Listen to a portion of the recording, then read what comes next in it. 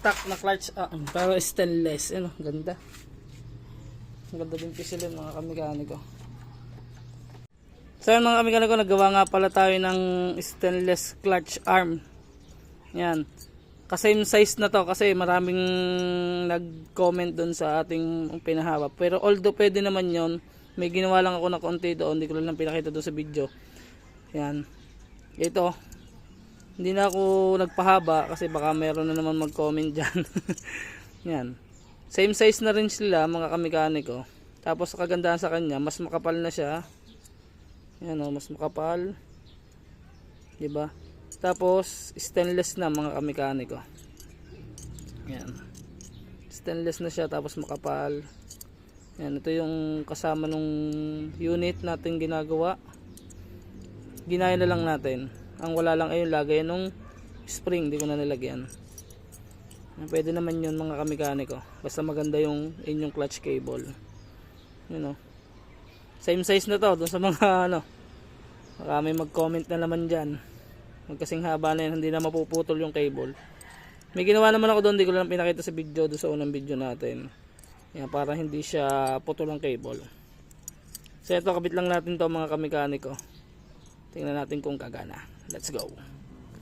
So yan mga kamekaniko, ganito na yung kinalabasan yan mga kamekaniko nung napakabit natin. Oh. Saktong-sakto na yan mga kamekaniko. Oh. Saktong-sakto na yung cable. Baka meron na naman dyan mag-comment na bali daw yan. Saktong-sakto na yan. Napakaganda din pisilin mga kamekaniko. Diba? Napakaganda.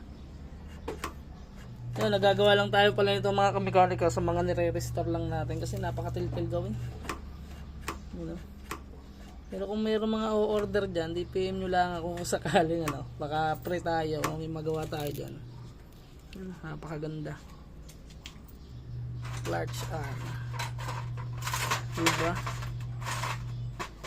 Stock na clutch arm pero stainless. Ano, ganda. Ganda din pisilin mga kamekaniko. Babaw pa.